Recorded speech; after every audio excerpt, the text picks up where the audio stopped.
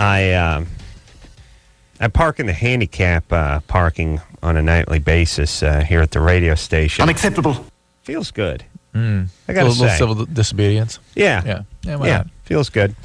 Plus, there's, we have 11 handicap parking spaces and only two regular ones. And one of them's on the roof, and the other one's down at KLOS, which is 6-7 intersections down. So I just park. It's 10 at night. I give the phone number out and all that stuff. Yeah, I'm sure. I did that? I'm sure you did. Yes. If I didn't do it tonight, I did it last night, right? Yeah. And I'll do it tomorrow night. You'll do it later tonight, too. We're good. Pulled up, we have a friend who's confined to a wheelchair, and he comes to visit us. Well, he's more of an acquaintance, but Drew invites him to see the show every once in a while. Yes, Drew? Yeah. How do you do that? He calls my people. He does? Yeah. And invites himself out? Yeah. And we invite him out. Anyway, pulled up next to a van and actually had a handicapped person in it. You were embarrassed and ashamed and I was shamed. I was shamed. I was like, what's going on?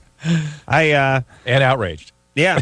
I really didn't know what was going on because I have a string of handicap parking that I was on a roll with my handicap parking. You weren't able to there weren't enough spaces. No, then you felt guilty. Okay, then I could have parked in the handicap parking, but then I thought, what if 8 more handicapped people show up? Right?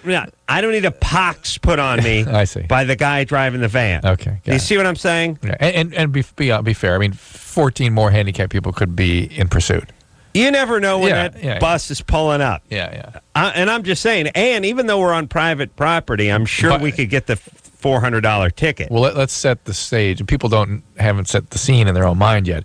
We broadcast from a radio studio. It's a separate building surrounded by an 8-foot fence. Right. A driveway you must drive through, and an electric gate that opens. There's no doubt we could get a ticket. And in there is inside the compound are these parking places. Yes. No, I think we could. Oh, yes. If somebody stenciled the wheelchair guy on your living room and you sat on it, you could probably get a $400 ticket. Just paint it blue.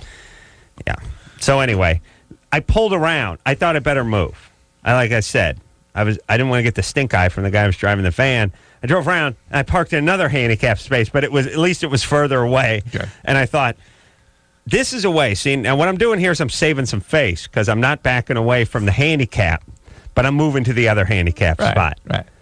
You're actually doing what adults do. Yeah. Which is let's give somebody that needs the space and move on. Parking in the handicap for me is a lot like whizzing in the sink. It's a certain. First off, it's an FU to the man, or at least my wife.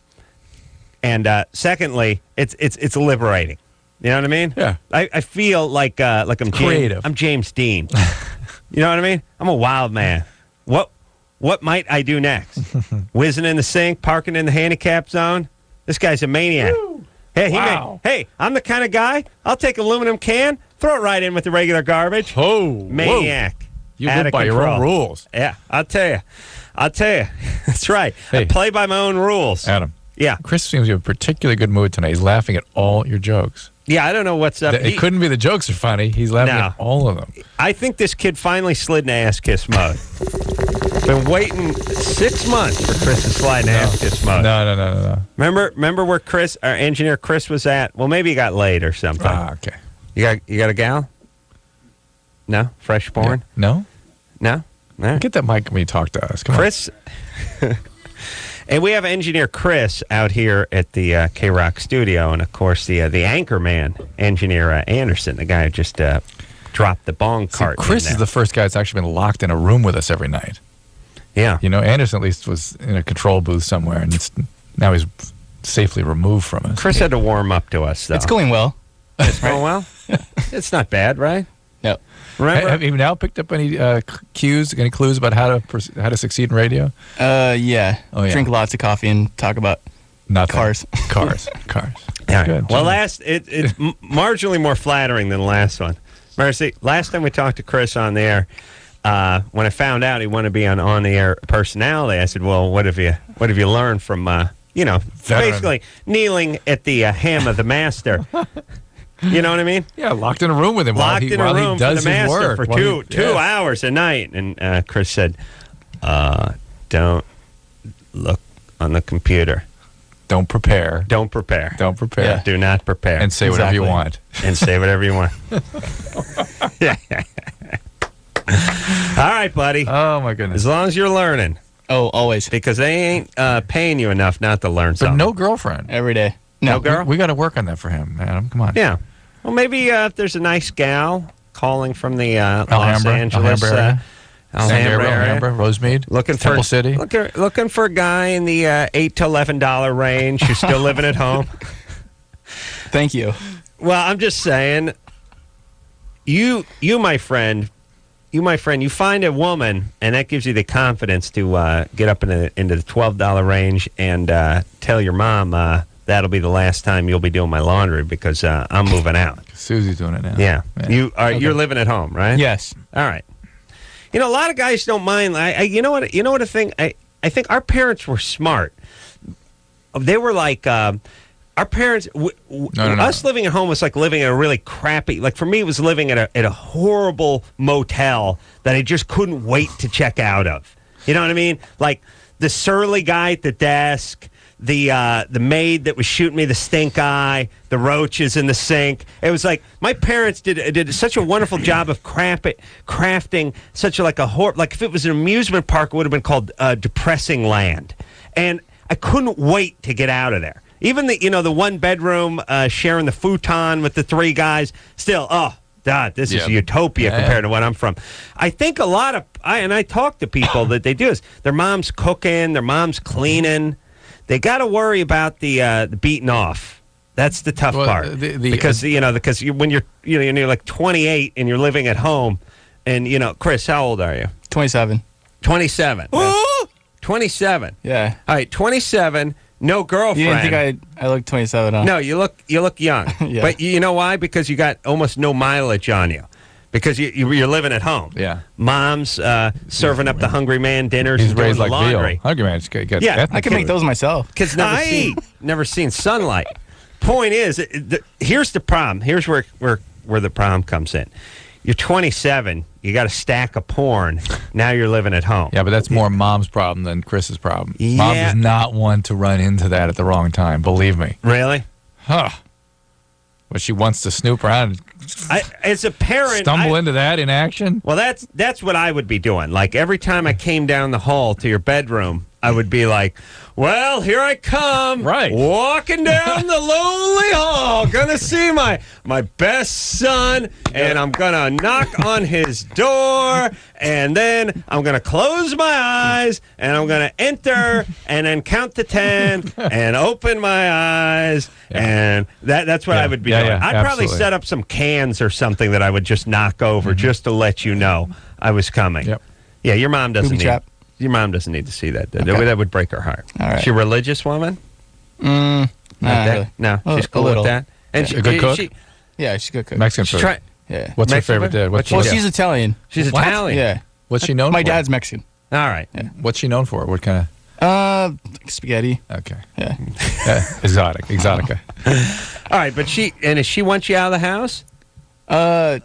It's. Do you have other siblings? I don't even have enough money to get out of the house, so. Doesn't matter. Yeah. Yeah, I don't think my parents factored that in. But do they want you to say like, this engineering gig where you get? No, I pay rent. You pay rent? That's cool. Yeah. Oh, really? Yeah, How dare they? Yeah. I'm mad. What are they charging you? $200. Yeah. All right. And what do you got? You got a bathroom in your room? No. No, you got it. Share it with my brother. Share it with your brother. Yeah. He's 45. How old is he? How many siblings do you have? He's 22. Okay, let me explain. One, yeah. Okay, let me explain something. He works at Starbucks. Chris is getting engineer. Chris is getting the one in Alhambra. No, he works the one in Pasadena now. True. Drew drives 70 miles for a free cup of coffee, by the way, because it's like $3. Okay, here. I'm going to figure out which one it is. Across the street from Huntington Memorial. Oh my God, I go there all the time. Here's what I'm saying. Were you really? You're gonna play that card? I go there all the time. I do. Hey, it's his. Oh, he's not working. That's always the uncomfortable one when you're trying to get something free and the guy's not there. Stu's not here. Cause see, he usually takes care of me. Like when you're trying to get something free, even though the guy's day off. All right, here's the thing. You're 27. Right. 4 more years, if you can hold out, your parents will be living with you. At this right, point, you're living with your parents. You'll be taking care of that. Yeah, They'll and need you you. see, here's it work. Right now, it's a liability with the chicks because what are you doing? You're living at home. What, 27? You're living at home? But I want to get out. I know. just can't afford Shh, it. Don't talk. Okay. Don't talk. I'm working a plan out for you. If you can hold out until you're like 31, then it's like this. Where are you living? I got my parents living with me. Oh, Live in a that's house down in sweet. Hamburg. You make up a little something for your Right, mom. yeah. She's got No. she's got the joint. She needs problem. help. She needs help. Little dementia. Little needs dementia. help. And with the same money, we all live in the same roof because she needs round-the-clock care, and so we Yeah, provide so that I'm for taking- her. I'm, I'll make sure she gets the care that she needs. Right. So I'm saying if you can get into your early 30s and still be at home, they're with you. That's how it works. Oh, God. Yeah. It's perfect. All right. Just a couple more years. Gotta All get rid of your let's, brother, though. Yeah. He's going to be trouble because you won't be able to explain him away. Yeah. You see what I'm saying? Mm-hmm. Yeah. Unless he goes to nursing school. You got to encourage him to get out of the house. He's trying. It's tough, We're though, both because trying. you're 5 years older, so it's hard to play that. Yeah, but Chris, you're looking Yeah. to radio to get you out of the house. Yeah. That is a scary crapshoot. Yeah. But see, you got a dream. Your brother, he's just a loafer. He's got Starbucks. Yeah, he's got nothing. We can get him out of the house. All right? All right. And then you start playing that I'm taking care of my parents' car. And it's good when you bring the chicks over if you could get your dad to walk with a limp or something. Oh, my dad's out already. Oh, he's out? Yeah. What? They're divorced. Oh, divorce? Yeah. Oh, this is going to work. Where's he living? He lives in Moravia. This is going to work like a charm then with the mom. You Yeah. got to get her to limp. Okay. Okay. All right. Let's talk to the phones. Monique. Poor Chris. Monique? Yes.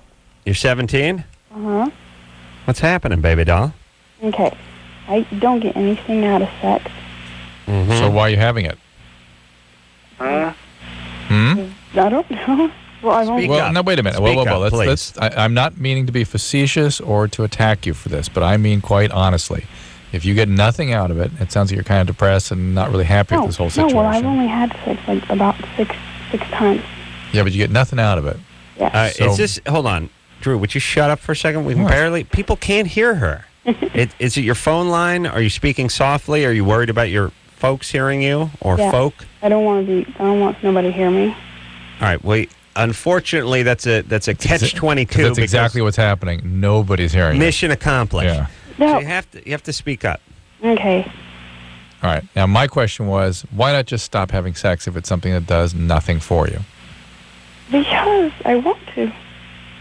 But why do you? I really want somebody to give me an answer to this. Why continue?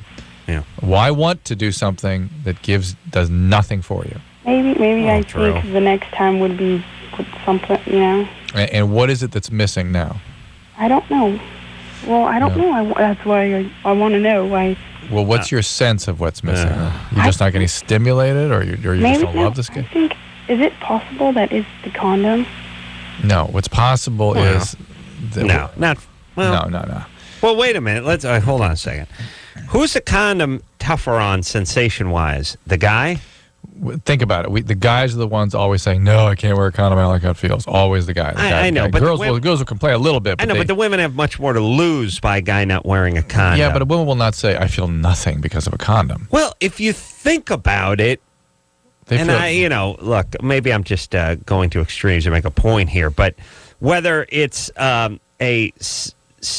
whether it's 1 micron of latex or it's solid latex that's entering you, you know what I'm saying? yeah.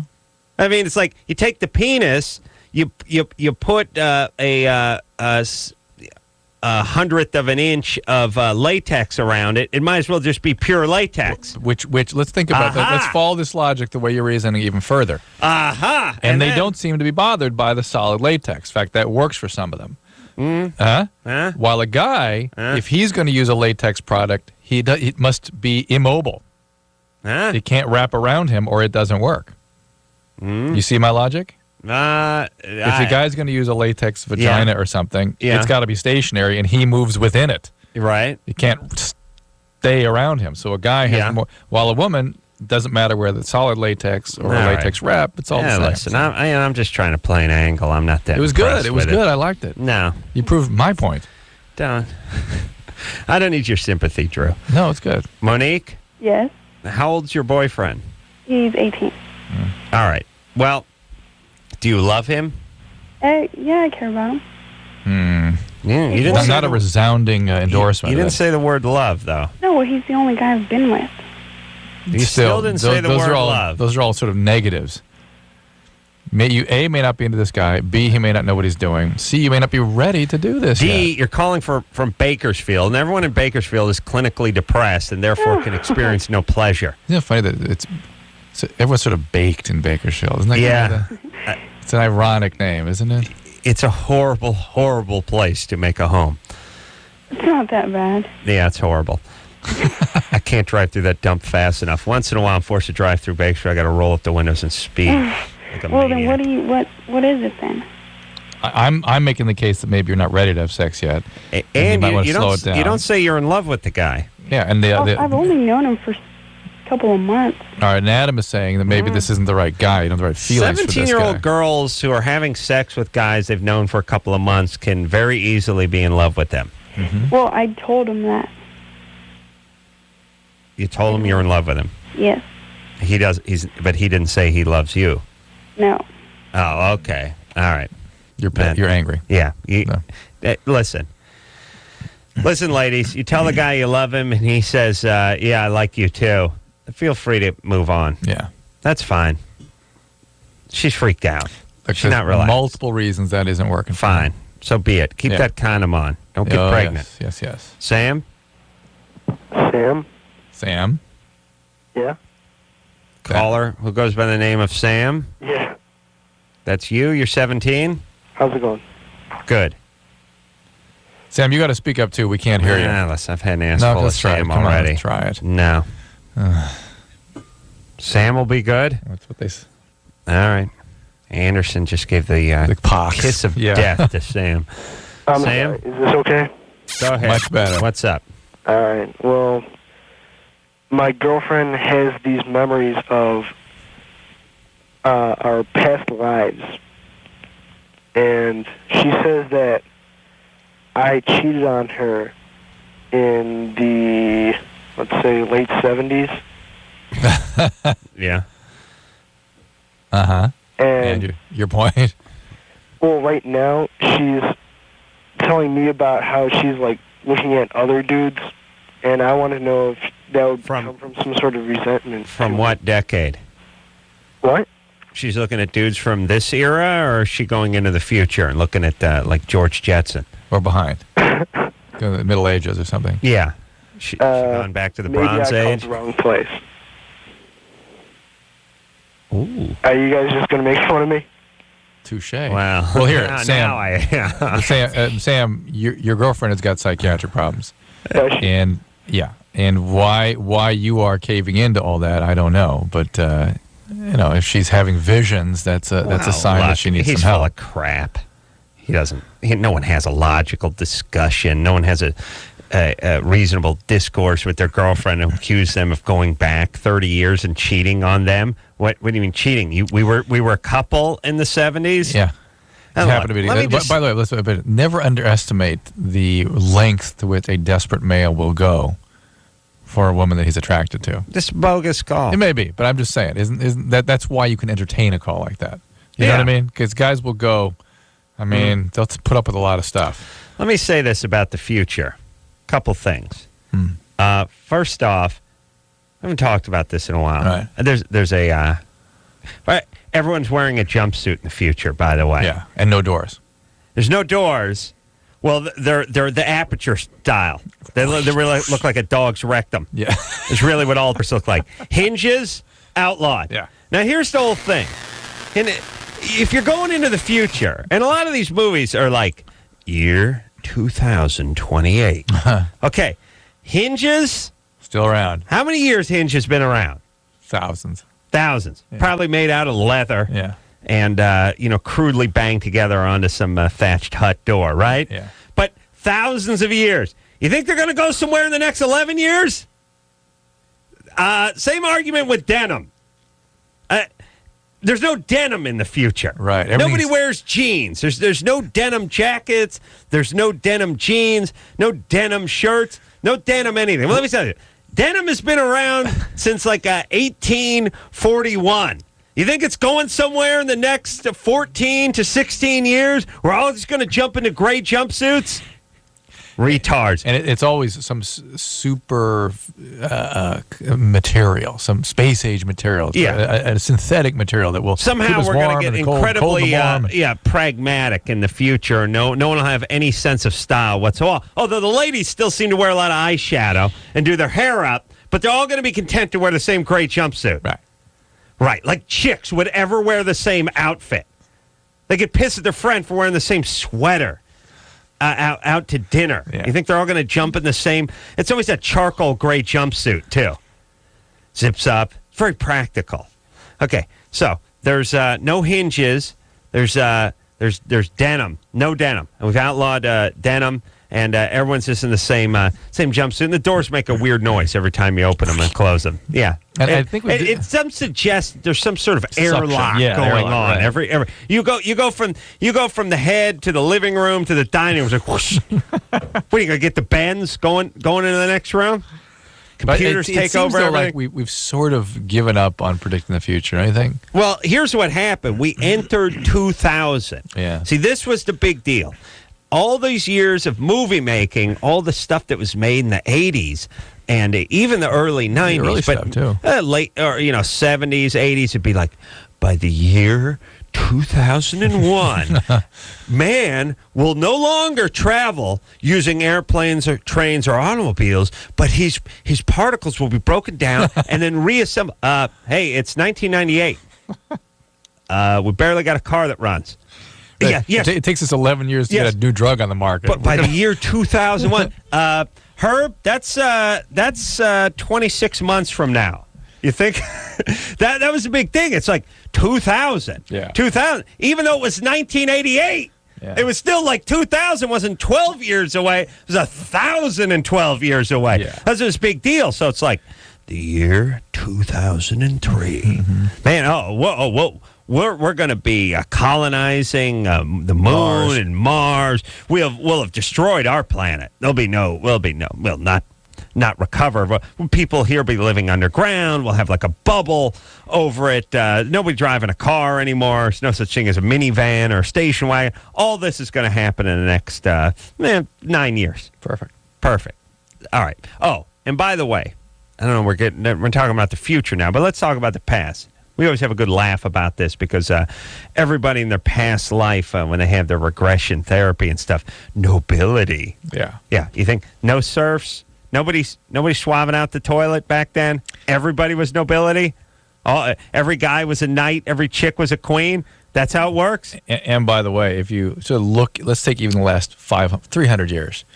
They're probably on the order of a few thousand, maybe tens of thousands of nobility. Millions and millions and millions of serfs and peasants and millions and millions and millions. The probability is that if we went back, that's who everyone would be. Yeah. You're lucky you were making shoes. Oh. You were probably a prostitute who got some sort of venereal disease and died of syphilis and at by the 22. way, the vast majority didn't make it out of childhood. Yeah. What happened to all those? No one's ever that. Yeah, I would die when I was 4. Yeah, you never return as a sickly 5-year-old and then die 6 months later. That is the vast majority of humans that have walked the planet. Yeah. Everyone was a very proud knight.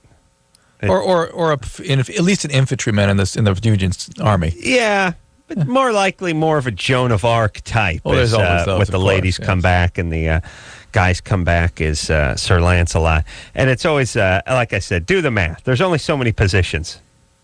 We'll put it this way. What was it like back then? How many Joan of Arcs were there? But that's the point. If you added up the people that died in childhood, the women that died in childbirth, and the people who were peasants, it leaves about 1% in the more interesting category. Right. So, look, you didn't have a past life. If you did, you were a bum, maybe a hobo, or you just died in infancy. Thank you, Drew. All right, there's a happy thought to go out on. Engineer Chris lived at home in his past life.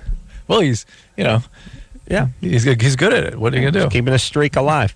We'll take a quick break. We'll be right back. 1-800-LOVE-191. We'll be right back.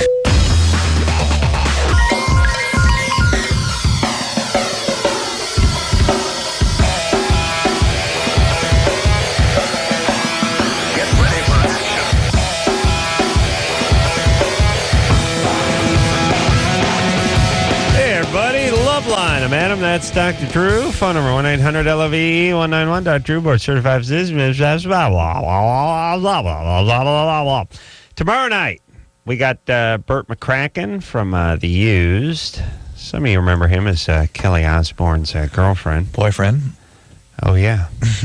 Speaking of Used. And Benji. I think she outweighed him at the time. Yeah, he's not a big man. No, and at the time she was a larger gal, so I will shift genders. I see. Whoever weighs more is the dude. Uh-huh. Mm-hmm. You know what I'm saying? I hear you.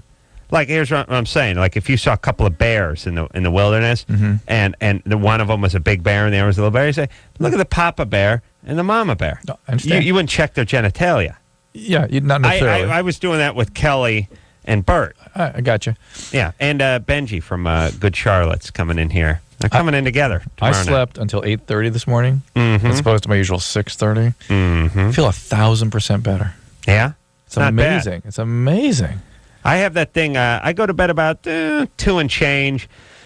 I usually sleep till about 9, but I have to start taking a whiz about 8:40. You make it that far with all that we do here, drink? I do. Well, sometimes I take a whiz maybe and I don't remember, but I have to start whizzing pretty good about 8:30, but I don't really have to get out of bed until about 9.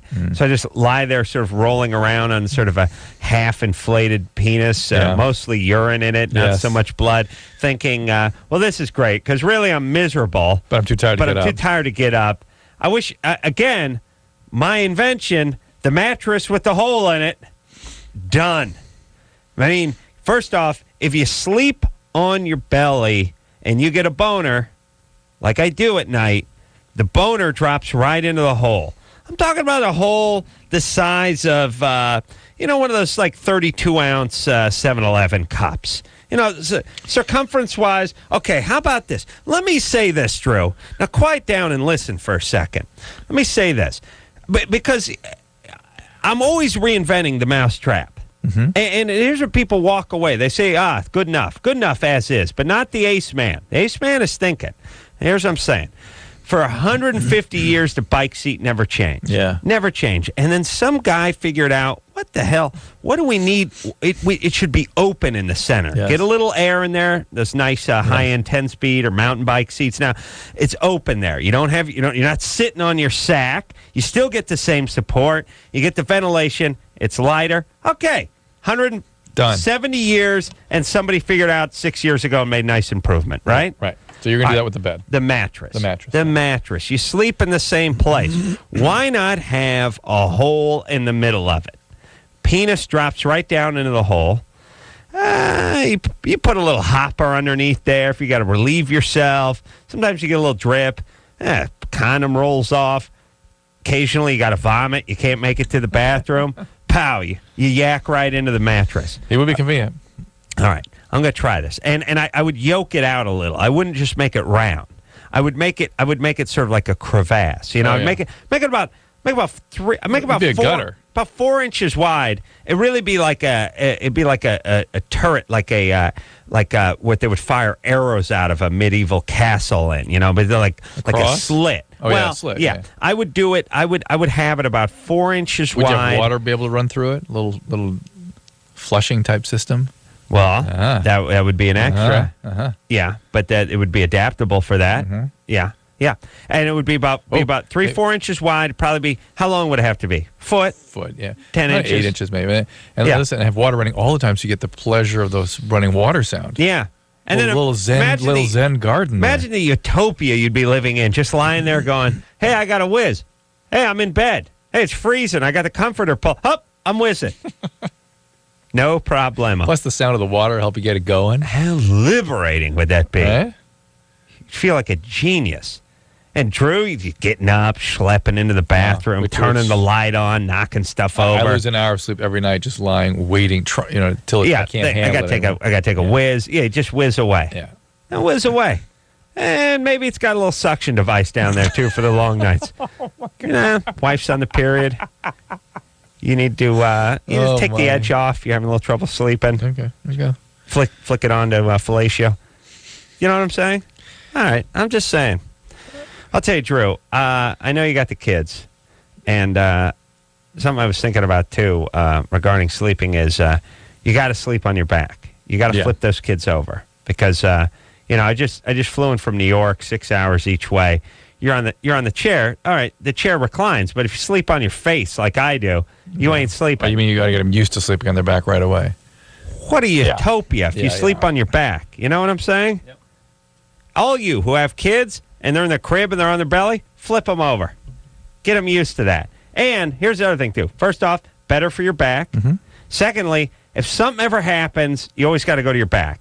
You bust your arm. You get anything happens. Need a surgery. Yeah, surgery, anything. Immediately, pow, you're on your back. And if you sleep on your face, you're screwed because you're just lying there staring at the ceiling. You need your deviated septum repaired, though, so you can tolerate sleeping on your back. Oh, it's harder for me to sleep on my back. I can't breathe so well. Yeah, right. Yeah, right? That's true. No, I start snoring when I sleep on my back. Huh? Yeah. Wife elbows me. She says, "You're snoring." And I said, No, I'm not. No, I didn't. I said, "That's how I know I'm asleep." Thanks. Put some goddamn earplugs in. Barbara. Focus on who's paying the my mortgage around here. Barbara? Yes. You're 26? Adam? Yeah. Hi, Adam. What's happened, Barbs? What's going on? Hey. Well, something terrible and devastating happened to me recently. This past week, I was using my boyfriend's computer at his house, and I accidentally discovered some gay porn. Gay porn on the computer? Yes, it was under his my recent documents, so it was something that he had recently seen. You know, on the computer when you start and you hit documents. Right. So he actually... What? And I just accidentally clicked on it, and then boom, it was gay porn. It was like two men having sex. I just almost throw up. It was... Yeah. I was sick. It is disgusting. He's bisexual. I mean, I don't have problem with gays, but... No, I don't either. But when you see a picture of them and what they do, it'll turn you around. Especially on my boyfriend's computer. Yeah. But now he actually had to have downloaded this, right? Yes, he downloaded it. Oh, my. Well, is it possible that one of his buddies sent it to him on a goof or something like that? No, but why would he save it? He has to save it to be on his computer. All right, here's the only thing I'm going to say. What is her accent? She's Vietnamese. I am not Vietnamese. Oh. What is your accent from? Chinese. Chinese. Okay. Oh, Chinese. You see, that's all the same to us. Oh, come on. Stop it, Adam. I never knew. I didn't know the difference between Chinese and Japanese until I was like 33. All right. You're Chinese? Yes, I am. What's his nationality beside gay? He's white. Just like... He's a white guy. Well, most white guys are gay. That's the first thing you should know. Oh. Mm-hmm. Very sad. But you and Dr. Drew are not. Well, one of us is. No. And I ain't going to say which one.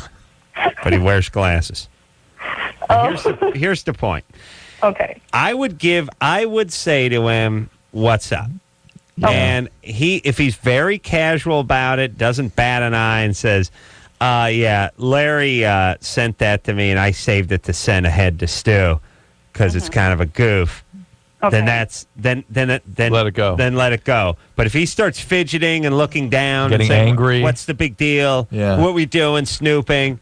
That's a bad and a weird sign because here's the thing, and Drew and I have discussed this multiple times, and it sounds sort of I don't know, bigoted or something, but the reality is straight guys should not be able to tolerate visually acts of homosexuality. We are repulsed by it. Doesn't mean I don't have gay friends. I don't. No, I have a couple gay friends. I got no problem with them. I love the gays. But when you see a picture of a guy penetrating another guy, it should make you want to bring up bile. I just wanted to see the wet pink stick. It is repugnant to straight guys. I mean, it's one of those. You know, I'm not squeamish, but I have to put my hand up if there's any gay porn like that. What is that? I don't know, but I take it as a good sign. I mean, when you're a straight guy and you see another guy giving it to another guy, whether it's oral or from behind, that hand has to go up. But you always talk about disgusting moving along the aisles at the porn shop. Oh, Train wreck. And what happens? I'm going to sue him. If what? Well, you're in the big jugs category. I go from the big jugs category, and then you start sliding into the gay porn section, accident. but you don't know it. Yeah. You don't know it. Until You've entered the brown abyss of gay porn until it's too late. You've processed it. It's like taking the swig out of the milk that's gone bad. It's too late. It's already in the mouth. But why did should have read the date? What is it that there's such an aversive reaction, guys? I don't know. And it's not. And people go, "Oh, you're just frightened. You're not mad." No, it's not a fear reaction. No, it's not. It's a disgust. No, and it's really got no. Here's the whole thing. Said it many times. Wish I was gay. Got no problem with the gays. You would be great. You'd be great. Love the gays. And I wish you could stop bothering me about having that kind of relationship. I've told you I'm not open for it. If you would just have a couple of wine coolers and stop judging, maybe we could get somewhere. Judge not, lest ye be. Here's my point. Let's think about the gays. First off, they're not polluting the planet with their horrible children. Yeah. You know what I mean? We got a bunch of, 17-year-old gangbangers crapping out kids to the point where we can't support them. No, they don't have kids. Mm-hmm. So that's number one. Number two, all they do is pay taxes for other people's kids to go to school and go to the library and drive on the roads and everything. Meanwhile, they rarely tax the system. Right. Okay. They recycle like hell. They usually are very productive. Totally productive. The car's always got a fresh coat of carnauba wax on them.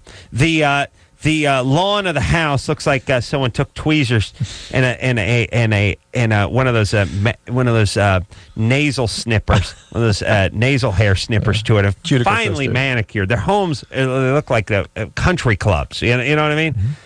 You don't see the gay guy with the El Camino up on blocks and the sofa rotting out on the porch. Oh no, sirree, Bob.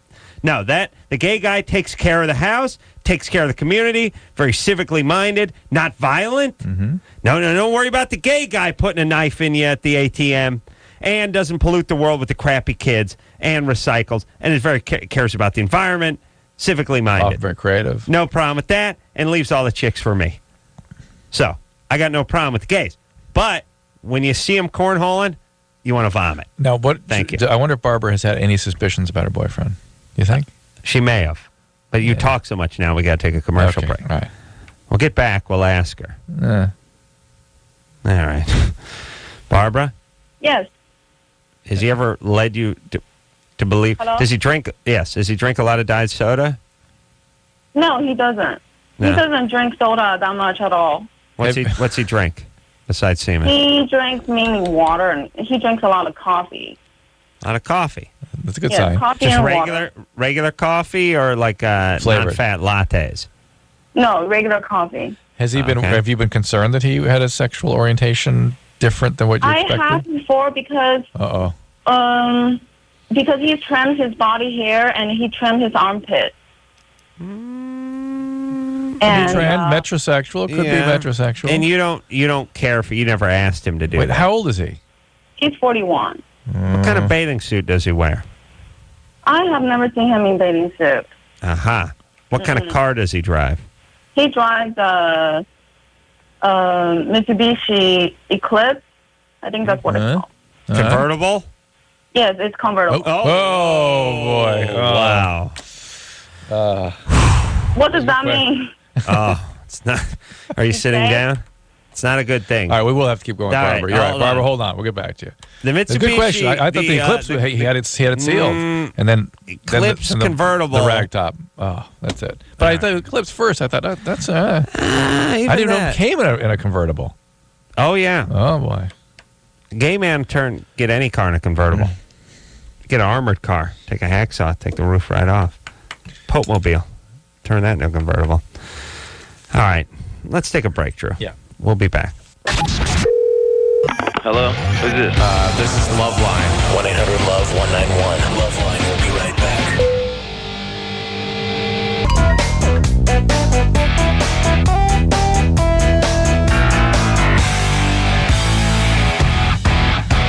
Hey, everybody.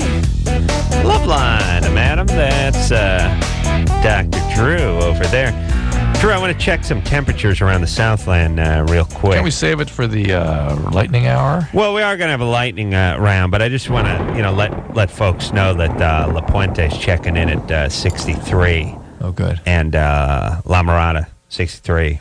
Ventura County, 63. Carson, Banning area, 63. San Fernando, 75? 63. El Cajon, 63. Van Nuys, 63. Reseda, 63 degrees. Linwood, 63. Northridge, Chatsworth, Norco, 63. Sherman Oaks, 63 degrees. Pasadena, 63. Your hometown, Drew, checking in. 63. Heard you have to watch out for taillights. Yeah, watch out, slow and go. And Cheviot Hills, Panorama 7, 63 degrees. All right, so we're going to keep you posted on that. Good If times. anything changes, we'll get back with you. Barbara. Yeah. She was concerned about her boyfriend, who's 41, because he shaves his body hair. Found some gay porn. Found gay porn on his And he recent drives a documents. convertible Eclipse. Oof. Right. All right. So, Barbara, why don't you just confront him? Confront him about what you found. And here's what you need to say to him. Okay. You need to say, listen, homo. No, you need to say, whatever you are is cool with me. But I want to know. And you should want me to know.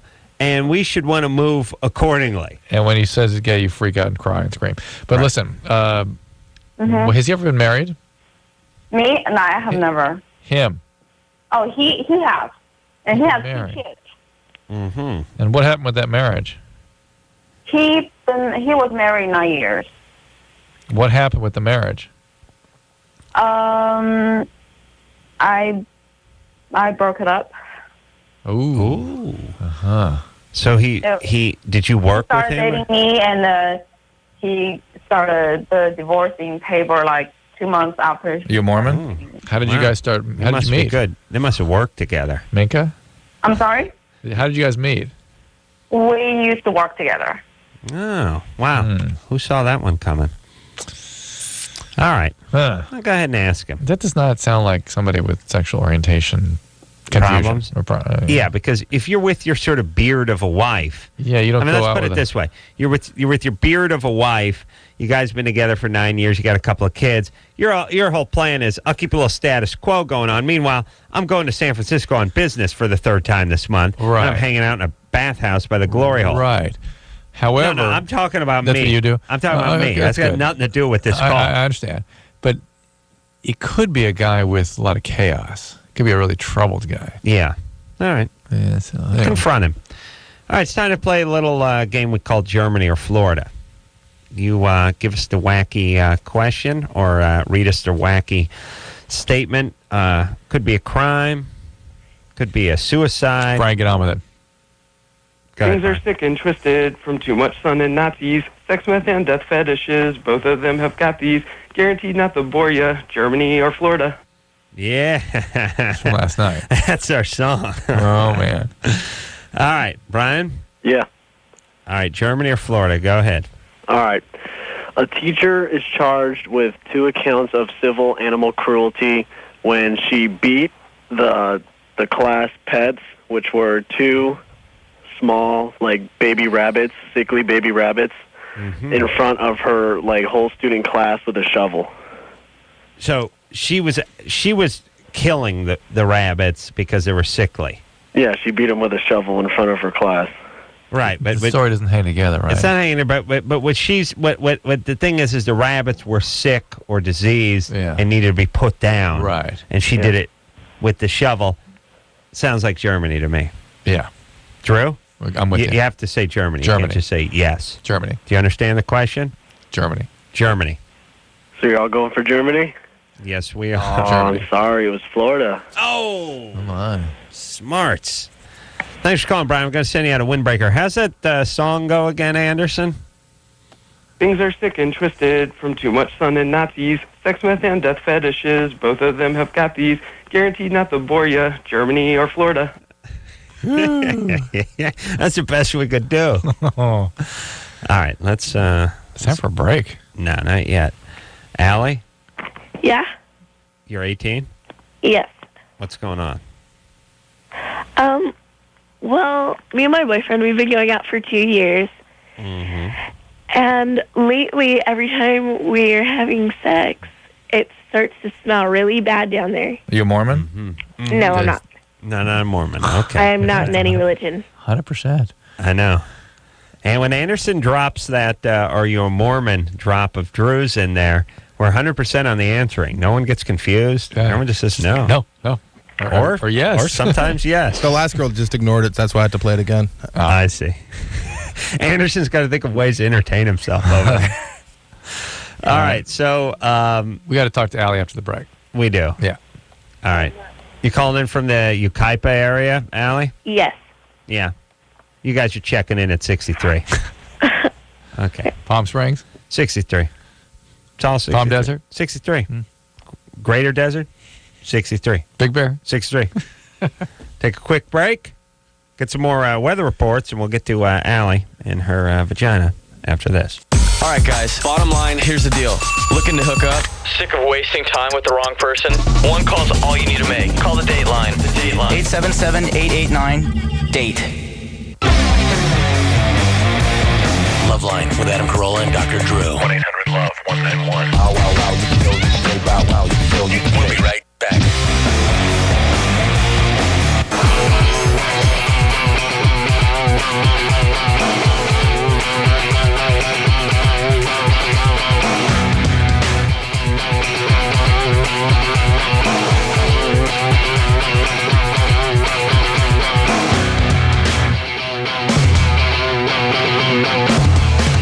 Hey, everybody. LoveLine. I'm Adam. That's Dr. Drew. Phone number 1-800-LOVE-191. Bert McCracken from The Used. Benji from Good Charlotte in here tomorrow night. It's going to be a pain in my ass. Why? You know. Rock stars. Yeah. Yeah. And they've both been in before, right? Yeah. Nice Benji. guys. Well, Benji comes in a lot. Yeah. Yeah. But, you got to work a little more. I see. I got to ask him questions. Yeah. That's bad. Bad times. You know what I mean? Yes. I might have to show up before the show starts. No, please. Don't go that far. Well, I do like to get here before it actually starts, but this may Be fair. Your goal is to get here as it actually starts. right. Yeah. So don't put Can't yourself always out. time it Yeah. right, though. Tonight You were way early. I got here like 14 minutes early. No, he's like 4 minutes early. No, I got here. You were in the other room with Stryker. Oh, I really? got here like 14 minutes early, Wow. so I'm going to be splitting at 11:45. That's cool. If that's Just You know, check the 'cause weather I- and the traffic before you go. I got my 2-hour kind of thing, you know. Yeah, I didn't get it. So you understand how that works? It slides forward. That's all right. I might be splitting like mid-call somewhere in the last break. All right. Allie? Yeah. So you got a little stinky down there? Yeah, I do. It's really weird because I went to the doctor and they said it was perfectly fine. This is a new problem, though. You've never smelled like this before. No, I don't. No, I don't. No, You've never have smelled like this before. No, I never have. Sounds like a great, like a Dionne Warwick song. I mean, it's a very... I know I'll never smell like this before, but I try. You know what I mean? Yeah, it's perfect. I love that song. And has he been sexually active with other people before? One other person, but that was years ago. Mm-hmm. Well, there's still years. Yeah. How old is he? He's 18. How many years ago could it have been? Well, we've been going out for 2 years, so... All right. He was a zygote at the time. All right. Now, what about the fact that that vagina's like a smelly snow globe that just gets shaken up? You know what I mean? It gets all agitated down there and it releases everything. You know what it's like? It's like take an old pillow and just smacking your hand on it a couple times. All of a sudden, you smell Grandpa's hair. You know what I mean? Yeah. There's that possibility. And there's also a possibility that maybe he's harbored something for a while, like Trichomonas or Gardnerella, one of these things. And it might not be a bad idea for your doctor or whoever's treating you to try some antibiotic creams. Just to see. Yeah, just take some Metrogel cream. But also, doesn't it stir it up, for lack of a better term? I agree with you. No, yes. I mean, first off, blood rushing to it. Mm-hmm. I mean, I don't know what blood rushing to something does, but it creates heat, and then there's perspiration. The whole purpose of it was to mark the partner. There's supposed to be a special font. Really? Yeah. Yeah. So the gals would know To stay away. To stay away from me because that's what my thing smelled like? Because you got her funk on it. Really? Although, knowing the way human females operate, it probably would be like honey for bees. Yeah, they'd want to just cover the paint over their funk with their new funk. I'm going to try that. Oh, my. That's my new thing. Oh, my goodness. Jeff? Jeff? Yep. 26? Yeah. Calling from Salt Lake City. You know, that begs the question, Drew. Go ahead, Drew. Do it yourself. Are you Mormon? Yes, I am. All right. Well, Anderson, why can't you do... Because I wasn't prepared at all. All right, buddy. My back was to the board. True. But I did a pretty good imitation, didn't I? Bang-up job. You were like 90% of you. Yeah. All right. Go Are you ahead. Mormon? Are you Mormon? Yes. All right. We'll get him. Yeah, we got him. All right, again. Jeff. Go ahead. Okay. Am I on? Mm-hmm. Yeah. Okay. So what did you want? Do you want me to explain the situation, or? Please do. Yeah. First, we just got to get just a little bit of history, like your religion. Are you Mormon? Yes, I am. Okay. All right. And once we check that box off, we can move forward. Drew, your headphones are your headphones up? I already asked. I asked him about his religion. Really? Yeah, I didn't hear the answer. Oh. He answered yes. Oh, even Anderson can't. No, we can't because I like the 100% thing. All right. We're pushing our luck here. All right. I'm sorry. Anderson, don't worry about whose luck we're pushing. All right, Jeff, what's happening? Tell us. Well, my wife and I, we got married 4.5 years ago. A month before we got married, she was going through a lot of stress planning for the wedding. We both were virgins, and she was worried because she had 2 sexually active friends who were telling her that sex was horrible, and she wasn't going to like it, which was stupid because they were doing it and they loved it. But they convinced her that it wasn't good. She got on birth control and Accutane exactly a month before we got married, and the next day there was just no sexual response whatsoever. She's had no feelings. She just cannot bring herself to be turned on by me. But it's only associated with me. Well, hold on now. Well, wait a minute. Now, are you guys married now? Now you're married. Yes. And how long have you been married? 4.5 years. And you associate her shutdown with going on Accutane and the birth control pill. That's what I assumed. We saw a marriage counselor, and she said that it was probably all of the stress and that stuff involved, and she didn't want to be on birth control. All right. But she was worried that she might have zits on her wedding day and wanted to be on Accutane. So did she stop all that? On that? the birth control without. We dropped all that right after. And so in spite of being off the medicines, she still has no sex drive? No, none whatsoever, but just for me. So she has a sex drive, but she can't be aroused by you? Yes. Is she in love with you? She is. We've been seeing a marriage counselor and a psychiatrist. The psychiatrist suggested separation. Why? Possibly divorce. Why? He said it would take the stress off of her mind. There would be no pressure. She wouldn't be expected to perform. Nah. There's something very missing here. Yeah, something missing. Let me talk to him, Drew. Well, first of all, psychiatrists, therapists have no business telling you what to do. And nor would they in a million years say, break up so you don't feel the stress of the possibility of sexual unless encounter. She was saying, like, I never loved him, I don't love him, Yeah. All right. Just one question. Does your wife see this psychiatrist by herself, or do you always see it in couple sessions? We went together for the first couple of sessions, and then she started going by herself. And is this her report about what the psychiatrist says she's supposed to do? The psychiatrist said separate. But is this her report of that, or did you hear did those words come out of the psychiatrist's mouth in your presence? Oh, that was her report of what he said. Right. That did not happen. I tried that. That did not happen. I did that too. I came back to my wife. Yeah, he wants me to receive copious amounts of fellatio from strangers.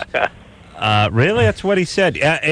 Hand to God. But by the way, he said he wouldn't repeat it if you asked him, so don't bother. That sort of distortion from caretaker is a bad sign. That's a personality disorder. Well, hold on a second. Let me talk to Drew. Yeah. In the privacy of our own crap room here. Is she okay, now, we can assume that the caregiver, the psychiatrist or psychologist, didn't say said nothing like that. They said nothing like that. No, but they can say things like, well, why did you marry him in the first place? No, what they can say is, well, what are you going to do? That's why they get the big bucks. But here's the point. Maybe she wants out. Maybe she's not distorting it. Yeah, maybe she's not telling him the whole story. Maybe she's intentionally distorting it to say, look, this guy's got a degree hanging on the wall, and he thinks we shouldn't be together. Yes, so but maybe we should listen. But if she were saying that as sort of a volitional thing, it means she's kind of up to something, and she shouldn't have got married in the first place. It's a sinister thing. It's unclear. If she's doing it as a result of distortion, it means she can't have relationships and she can't be intimate. She's an abuse survivor, and she needs to hang in and work on it. Okay, they've been married for 4 years plus? Yeah. Are they ever having sex? Have they ever? Jeff? Yeah. Have you guys ever had sex? We had a pretty weak sex life for the first 3 years, and then we haven't. We went a year without. We've been a year without. All right, so let me ask some. She had an affair a year ago, and since then we've had none. Well, now we're inching closer to the truth. Yeah. Why did she have an affair? Did she tell you? And how did you find out? Or did she tell you? Did she let you find out, or did you find out on your own? I joined the military, and I was in basic training, and I came home, and that's when she told me. It was while I was gone. And was it because she didn't want to feel? What's the excuse they use? I don't want to. I don't want to hide anything. Yes, I don't. You need to know. I can't hide this from you. Look, Jeff, I'm sorry to say this, but this is sounding like there's a bicycle built for two, and one person is pedaling, and the other person's got their legs up on the bars, and you're the one who's pedaling. Yeah. And her thing is like, look, this ain't costing me anything. It ain't burning any calories. I don't care, but I am getting sort of bored. Eventually, you're going to tire, aren't you? And I can just get off. This is sort of like, I want a divorce. I'm really not going to initiate the divorce. I'll just do everything to get you to divorce me. I'll tell you the shrink said to get divorced. I'll have an affair. I'll stop having sex with you. And eventually, aren't you going to get tired of pedaling this two-person bicycle? Well, Jeff isn't getting tired. And you should maybe be tired by now, But Jeff. also, that kind of codependency is usually someone who needs to caretake, which means, again, that the reason she's not pedaling is not just that she wants out, but she can't tolerate intimacy. Yes. And was she an abuse survivor, Jeff? Was she abused? No. Huh? He does. No, she was spoiled. Yeah. What does that mean? She grew up with a lot of money, everything she wanted. Okay. Is she doing drugs or alcohol or anything? No. I don't know. I'm not sure why you two decided to get married in the first place. Are you a Mormon? It didn't even. Yes. Okay, you are. Okay, we've established that. Okay, here's the thing, Jeff. Do you have any children, or would that be impossible? We do have a daughter. Oh, my God. Okay. Yeah, she was quite a surprise, too. Yeah. Okay, so I think what you need to do, here's what you need to do, Jeff. Drew, stop me if you disagree. Okay. But first you got to wake up. Okay. Drew thinks better with his eyes closed, his mouth hanging open, and drool coming out. Mm-hmm. Here's what you need to do. You need to say, I'm going to the shrink with you. We're going to attend together. And you need to sit down with that shrink and say, look, I need to know where we're at. I mean, we have a daughter. I don't want to get divorced, but we're not having sex. You had an affair. It doesn't feel like you're in love with me. I'm prepared to hear the truth, whatever it is. And then whatever she says, that's what she's feeling, and that's what you need to act on. And the therapist or psychiatrist has got to help facilitate it. Make you got to be making sure you're hearing the whole story. But Jeff, when you say, "Look, do you love me or not?" and she goes, "Well," that means no. And if you go, "Do you want to stay in this thing or not? Do you want to work this out?" Well, that means no too. Yeah. Unless you're getting affirmative answers like, yes, I do, yes, I love you. It's more complicated than that, though, because I'm feeling this woman is very disturbed. I do, too. And that being the case, All right. He's got to decide, is he in for this long haul or not? No, are they fair? Yeah. I mean, they're practically big-time newlyweds. Chaos. What are you saying, chaos? Chaos. Are you Mormon?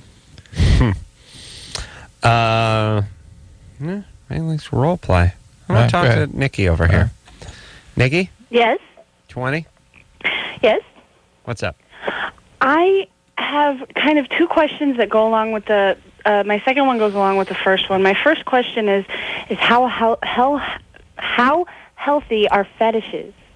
Yeah. Like, is it healthy to have a relationship that will end in marriage, and is it healthy to keep that going after you're married, or is fetish? it like a fun? Yes. Well, once they start, they ain't stopping.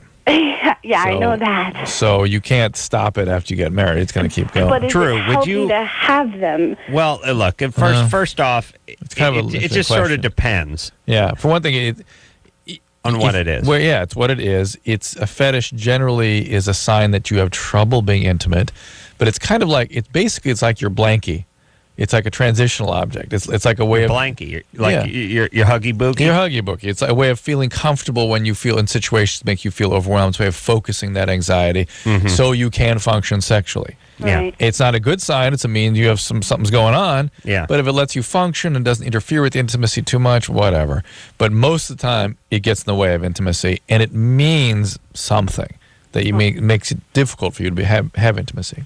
Right, but now what about the fetish? I'm going to liken it to any other addictive substance in that it's a glass of wine after work, and that's it. But it doesn't spin out. It doesn't gather momentum. Whatever. Then it's the same as the guy who drinks a glass of wine and never turns into the full-fledged alcoholic. Right. Probably better that he didn't do it, but he does it, and he's fine. Yeah. He's holding his job. And by the way, he's with somebody who can't be terribly intimate too, but it works for them. Right. It gets a little freaky when the kid's 4 comes into the bedroom and daddy's wearing the leather hood with the zipper where the mouth was. And an enema bag hanging. An enema bag, heaping enema bag strapped to him. Like and he's got the gimp ball around his mouth. That's the zipper where the mouth is. What is that? That's the gimp mask. Oh, my God. What are you guys into?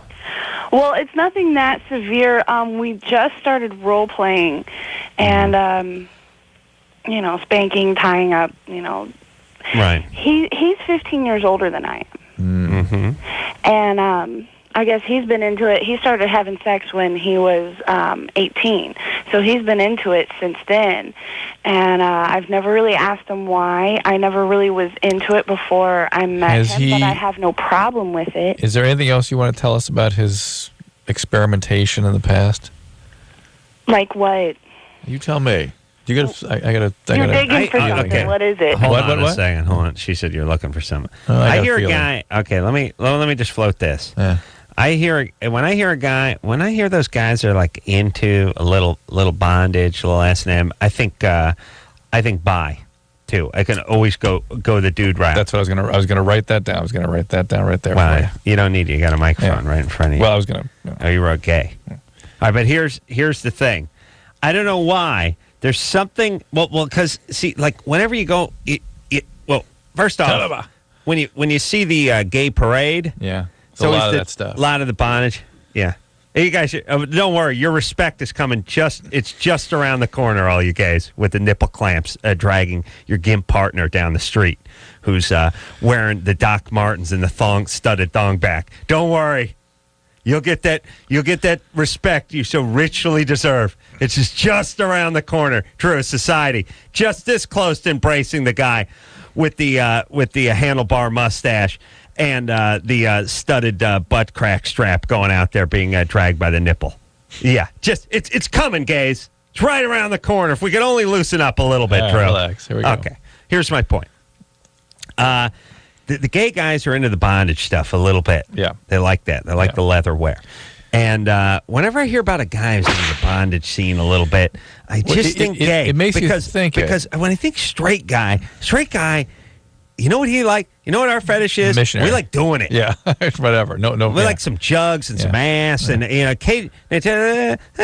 A little rough trade, little ass slapping. Anything that gets in the way of the female form but is yeah, a distraction. Just other things are straight. Yeah. Like, here's the fetishes we're into. Big jugs, a second chick. You know what I'm saying? Like, hey, can I watch you two get it on for a minute before I come in and polish you off? Like, that kind of stuff. Right, that's a straight guy. But listen, there's something about Nikki that just made me think that too. Nikki? And the 35-year-old with the 20-year-old. Yeah. Nikki. Yes. Was he ever bi? Yes, he was. How do we know that? I don't. Oh, hold on a second. I want the entire listening public to kiss both our asses right now, because it's really the screen says 35-year-old guy, 20-year-old chick, and she's pregnant. Which right? we didn't talk about. We didn't talk about that, but it says she's pregnant. They like the role play, and that's about it. Normal fetish. That's she's on calling screen from here. Kansas City. Kansas City, 34-year-old guy, and pregnant. We came up with bisexual. Smelled bi to me. All right. But there's something about Nikki too that cute me in. Yeah. I don't know what we're responding to, Nikki. You got a little fag hag in you? Me? No. Okay. All right. Now, do you trust this guy because he is or was bi? Does that mean he can pop back? He hasn't been since before he was my age. So he was bi when he was 17, 18? No, he was gay then. He was gay? I mean, that... He was gay then. Right. But that's just, he was sexually abused?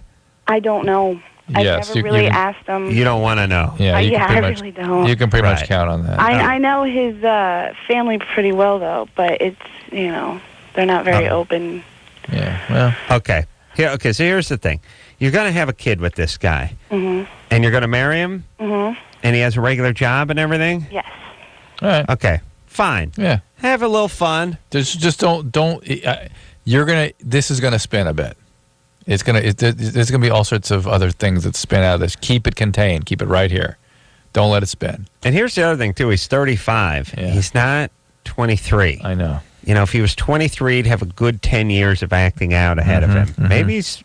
Yeah, no, it's absolutely. It's way safer at 35 and less of an issue to us. I mean, whatever. It's good times. Hey, look. Takes all kinds. I don't judge. Judge Anyone not. who listens to the show knows that's not my place.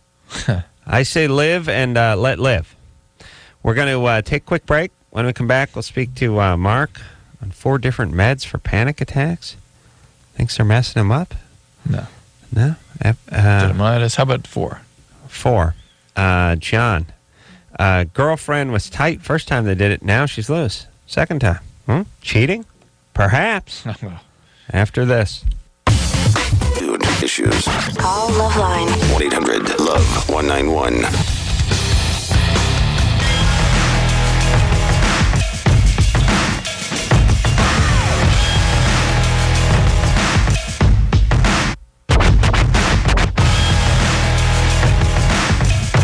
Hey, everybody. LoveLine. Madam, that's Dr. Drew. Phone number 1-800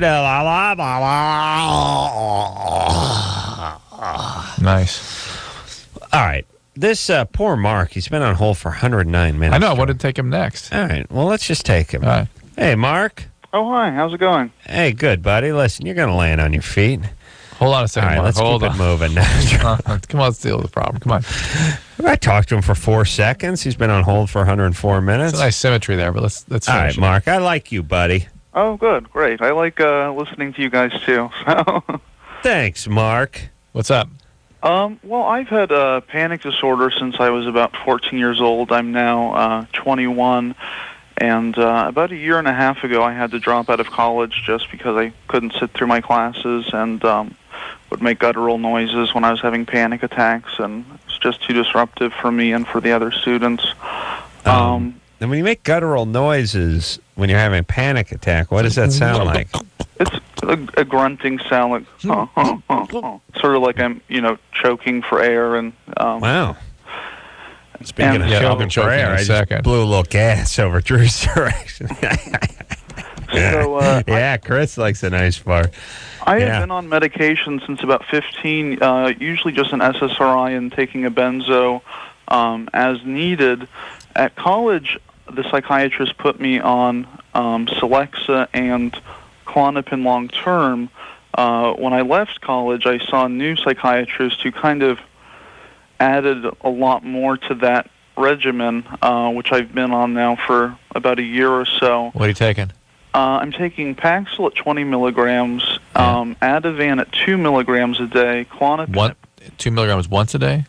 What's that? 1 milligram twice a day? No, 4 times throughout the day I take 0.5 milligrams. Okay, keep going. And Klonopin at 0.75 milligrams. I take 0.25 milligrams 3 times a day. And then in the evening, I take 50 milligrams of Seroquel, which is officially classified as an antipsychotic, but at the level I'm taking it, is supposedly therapeutic what for else? OCD. What else? It's like a pharmacist. That's it, the Paxil. Okay, and what's your question? Basically just, I'm worried about staying on the medication just because I'm worried about the problems that the benzos can cause as far as memory loss, and I'm also very terrified of going down on the medication just because at the time I started it, things became more stable in my life, and I sort of associate this current regimen of medication with the stability in my life, and I know that going down on benzos can... What do you mean by stable? What does stable mean?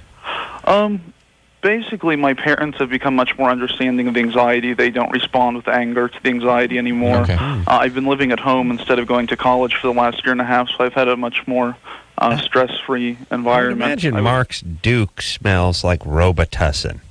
What's that? B12, yeah. Yeah. Does your bowel movements smell like a medicine cabinet? No. Drew told me to say that. Hey, Mark. Well, let me say a couple things. First off, sorry for your panic attacks. Mm-hmm. Secondly, you're clearly an intelligent guy. Yeah. That's probably a problem is that I'm overly intelligent. I was going to William and Mary, which is a pretty stressful college, pretty prestigious college. Yeah. Here's the problem. Let me tell you the problem with being smart in this side. Does not translate into 1 ounce of poontang. Number one, not 1 ounce. Not 1 ounce. Actually hurts you a little bit in the poontang department. It's a little hard for me to hear you. 1 ounce of what? What? No, don't take that. Mark thinks he's getting on another some more meds. Listen, all I'm saying is you're a smart guy, and Drew, who's had a panic attack or two in his day, might have some insights to this. But it sounds like he's seeing his doctors and doing whatever regimen they put in front of him. All right, there's a couple of sort of suggestions I would make. Yeah. And I need a little bit more information first. Is there alcoholism or addiction in your family anywhere? On my dad's side, there is alcoholism.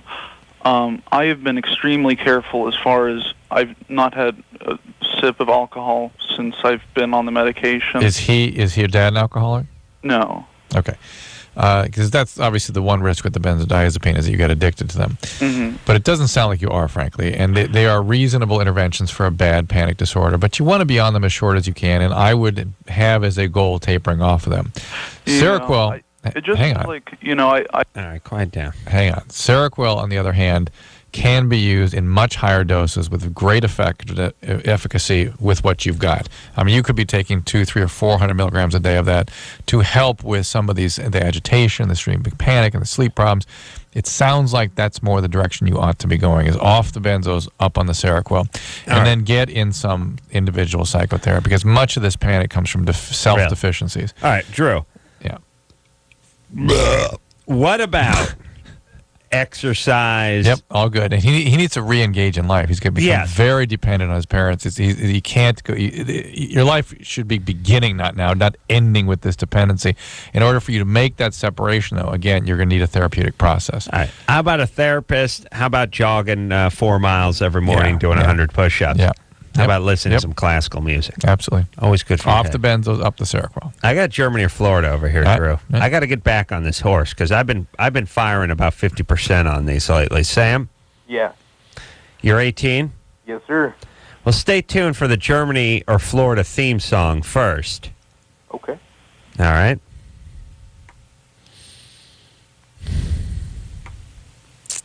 I think Anderson's now getting passive aggressive. He's not going to play it just because you wanted to play it. No, I don't think he's in the room. Anderson's gone right now. Except that was Anderson. Was that Anderson? Things are sick and twisted from too much sun and Nazis. Sex, meth, and death fetishes. Both of them have got these. Guaranteed not to bore ya. Germany or Florida. Yeah. There it is. So go ahead with your Germany or Florida, Sam. Okay. For the past decade, children age 11 and older have attended a week-long clothing-free summer camp run by an organization that promotes nude recreation. A prominent country official read in a nationally distributed newspaper about the incident and asked, "What the hell's wrong with you parents?" A spokesman replied, "Kids are natural nudists. It's so cute to see naked babies and toddlers. But as we mature, somehow that is no longer seem as a wholesome, healthy thing." Having these a-holes watch the young children and think it's a lovely thing is the problem here. Yeah. All right. Florida. Hey, Florida, I'm going Germany. All right. Split. It was actually Lando Lakes, Florida. Oh, man. Thanks, buddy. 0 for 2 tonight. Drew's They cried out brought Florida to me for somehow. Florida's a good nudist place. Yeah. But, the Germans are into that stuff, Oh, I know, too. but the whole the pedophilic quality to it. Germans just into the weird and macabre. This had a purpose. This was a... Yeah. This is, here's the Americans. Americans believe their own BS. Yeah. The Germans don't BS. Yeah. They're just weird. This is like, oh, isn't it lovely and natural? It's like, give me a stop. Yeah. No, Americans, that's that same... We're talking about the toxins building up in your colon, and it's natural to be. We do crazy things, and then we justify it with total BS. And we buy it. Right. Cannot judge. We cannot, because everything's the same. John? Yeah. You're 18? Yep. Your girlfriend was tight the first time you had sex with her? Yeah. And now she's loose? Well, yeah, pretty much, yeah. You may have yoked her out? What? They call that yoking. Define yoking.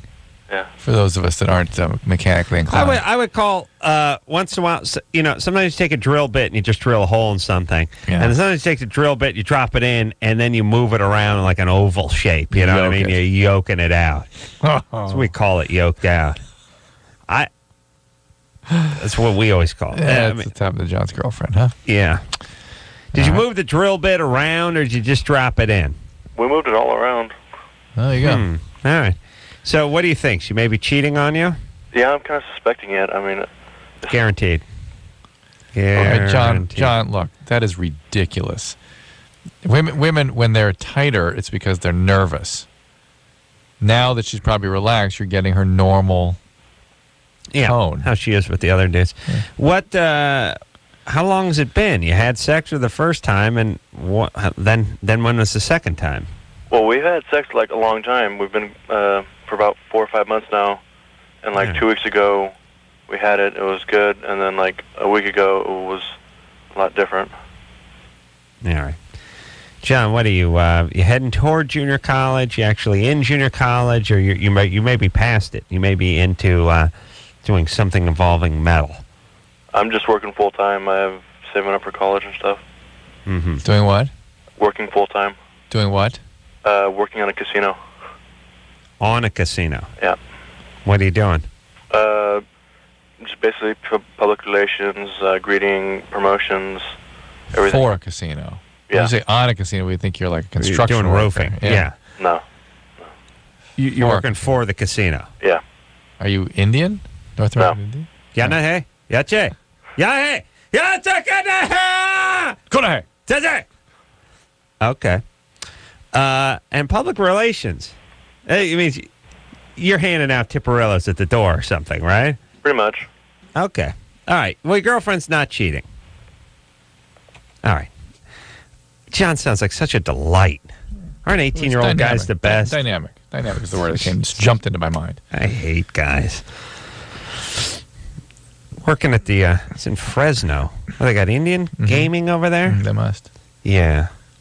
Let's not, let me just reiterate something to the kids that are listening. Gambling, wrong. It is wrong. Unless you're playing the lottery.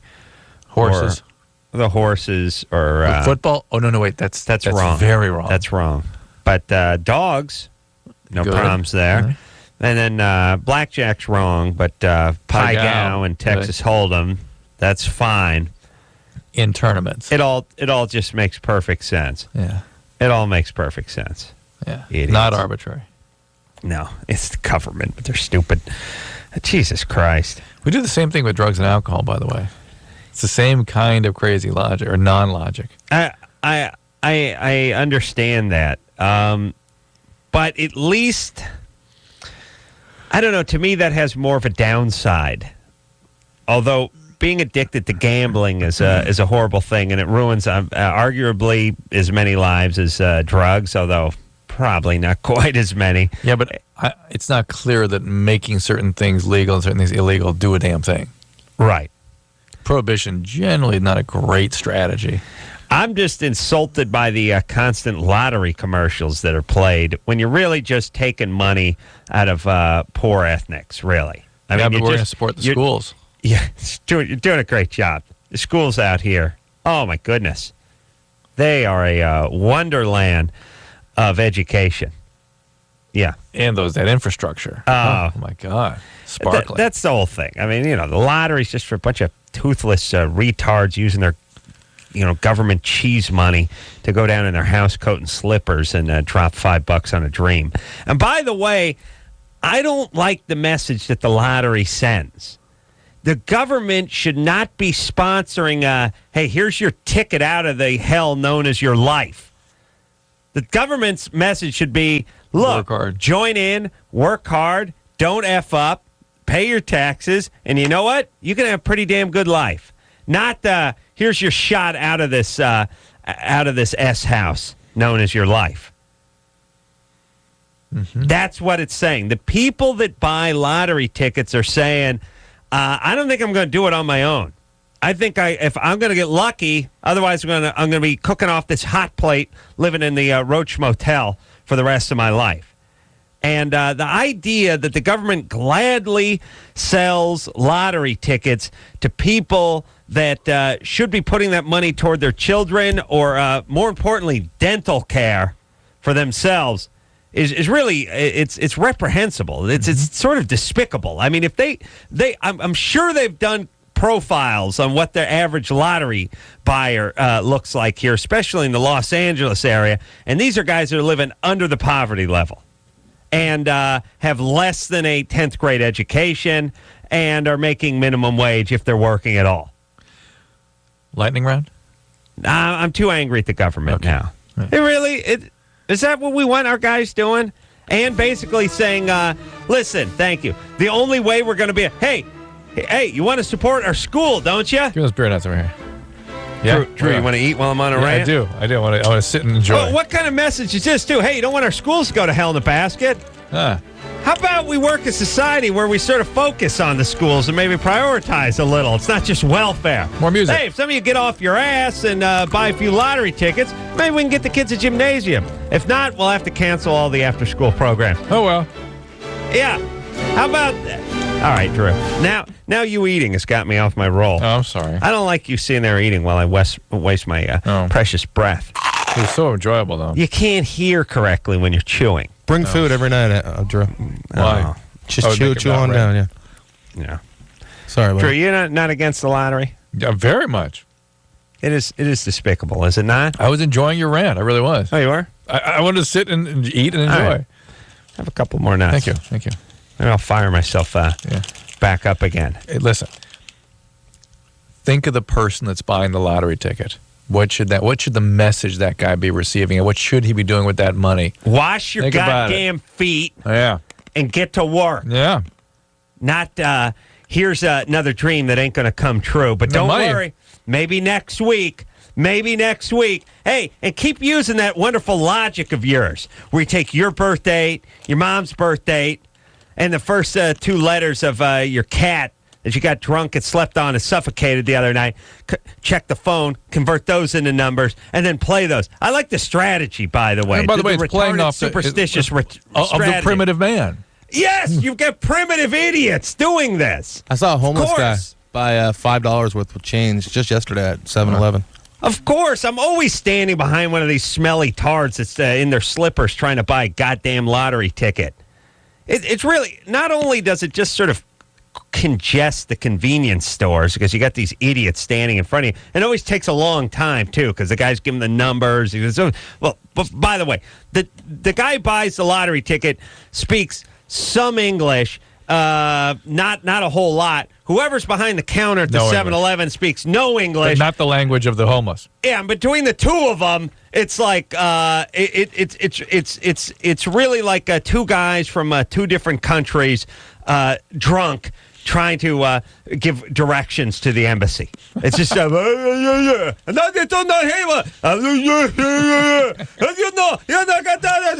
I'm just standing behind me like, look. Here's what I do. How about I leave my wallet here? I just go back, get a pack of smokes, or I want to get a six or a beer. Can I just leave the $20? I know you guys. He's pointing at grunting at scratchers. Jesus Christ. Stupid commercials. And by the way, how come the stupid commercials got a bunch of stupid commercials? Always the white guy in his 50s who's driving his nice pickup truck into the office. No. That ain't who's buying the tickets, you pussies. It's homeless people.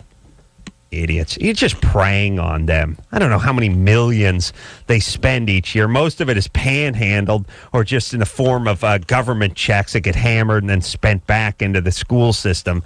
The school sees a ton of that money. Yeah. Yeah. And they're always out of money, and the school's always a dump, and there's nothing we can do about it. And a lovely message to the kids, too. Wait. Have your retarded parents drop a few more bucks on some lottery tickets. Maybe we could buy you some pencils. Laughing time is over. All right. We'll take a break. We'll be back. LoveLine. Okay, wait. Oh, my hair. My hair. We'll be right back.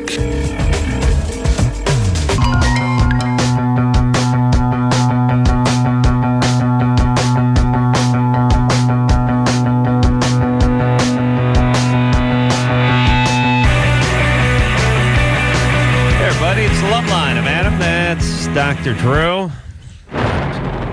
Oh, no. Blah. Nah, I don't got any lightning around in me. I'm too disgusted with this city. Yeah. And people.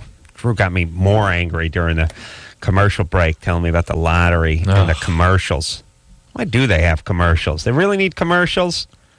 Don't the idiots who buy those tickets, the retards, the unemployable, the vagrants who buy those lottery tickets, don't they know about it? Yeah. We got to remind them, hey, loser, sober up and get your disease-riddled ass off your crappy worked-in sofa and drag your sorry sack out to the liquor store and stand in front of me and smell up the lobby. We got to have commercials. How about we just let the people buy the tickets who want to buy the tickets? We got to entice them. Let's get going. Hey, here's something. Here's a nice addictive behavior. Hey, Drew, let me ask you this. Yeah. They have cigarette commercials on television? Evil. Yeah, can't have one. Right. Why? Because it contributes to addictive behaviors. They're bad. Damaging behaviors. Damaging. People. That's not good. Wait a minute. Gambling's a bad thing, too. Oh. What? State runs these lotto commercials up the wazoo, but they make cigarette ads. Oh, that's illegal. Well, that's bad. Those are evil. That's bad. Yeah. Okay. Idiots. It makes it harder to buy smokes, though, because you got to wait in line. It is true. The lottery is like an anti-smoking campaign because you have to stand behind really stinky people. Jason? Yeah. You're 20? Yeah. What's up? Basically, I went to the doctor today, and because I noticed the last 2 times I masturbated, there was like blood in my semen. Mm-hmm. And so I went to the doctor, and he basically did like a urine analysis and like a checkup. And he didn't find anything wrong. Mm-hmm. But like he said, it was something like some males get it, like some anemia type of thing. Basically, like where blood gets in your semen. They don't really have an explanation for it, but it's not that bad. Drew, remember when you had that scare about the blood in your semen, and then it turned out to be the other dude's semen? Yeah, it was and quite you a were relief. relieved. Quite a relief. Yeah, Yes. real sigh of relief. Jason, where are we going with this? Well, basically, like he seemed kind of hokey, so I was wondering, like, basically, Drew, what you knew about it. Also, he said that I could go ahead and just keep being like sexual and stuff. With my About blood. Your question is, what does blood in the semen mean? Well, Yes. Okay, 99% of the time it means nothing. So your doctor's absolutely right.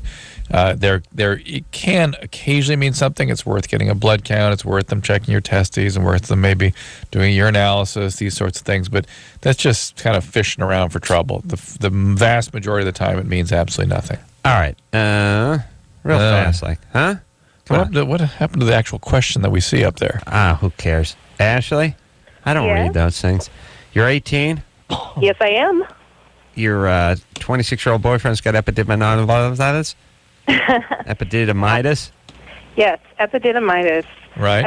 I've been seeing this guy for 2 years, and he has a live-in girlfriend who is 27, and she is monogamous with him, and he is my one and only sex partner. Wait. This is all getting very confusing to me. Okay. So he's having affairs with you. What is that epididymitis? Epididymitis is inflammation of the epididymis. How about your that? sac. The top of the sac. Yeah. All right. Okay. And what are you doing with this guy? He's got a live-in girlfriend? well, he's really good. I like him. All right. So whatever. Yeah, Ashley, you need therapy. He's got epididymitis from all the screwing he's doing. Yeah, he's banging you. He's banging her. He's probably got. The three of us screwing had the a threesome pooch. once. That was fun. Oh, you did? Yes, but I'm wondering, should I get checked for chlamydia or for anything else? And is it all right to have sex with him after 2 weeks? He's been on antibiotics, and I'm Yes, you should be checked. Okay. Yes, it's okay after you've been checked. It's okay after 2 weeks to have sex with him. Epididymitis usually is not. It's not actually usually even infectious. He's just inflammatory. All right. But antibiotics are usually part of the treatment. So. Yeah. Why don't you get some therapy? You're screwed up. I can hear it. Oh, well, I'm sorry. They don't apologize to me, but you got problems. Yeah. You're like one of those. I don't know. You know, like a fat chick. You know, Wicca. What's going on? No, I'm just a university student working at Disneyland and No. trying to buy. No, something's up. Big ass. Mad at dad. What is it? No, not too bad. I'm all right. No. I'm all right. No. No matter how many times you repeat that, you got serious problems. She's not going to tell I guarantee you. Get into therapy and stop being so goddamn smug. All right, we'll take a quick break. We'll be right back. All right, guys, here's the deal. You looking to hook up? Sick of wasting time with the wrong person? One call's all you need to make. Call the Dateline. 877-889-DATE. Call the Dateline. Oh, yeah! Everybody now! LoveLine will be right back.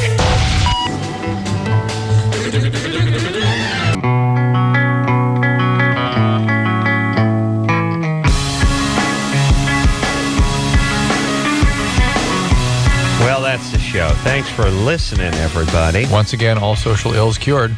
That's right. We took care of a lot of business tonight, Drew. Got a lot of syllables out there in space. Tomorrow night, we're going to have... No, wait, we're not having Benji now from Good Charlotte, right? Right, it's going to be Joel. Benji's we're having stuck Joel in another from Good country, Charlotte. they said. John from Goldfinger, I haven't seen in a million years, and Burt McCracken is coming in from the U's. So lots of bands, lots of faces. All right, so until next time, this is Adam Carolla for Dr. Drew saying mahalo. This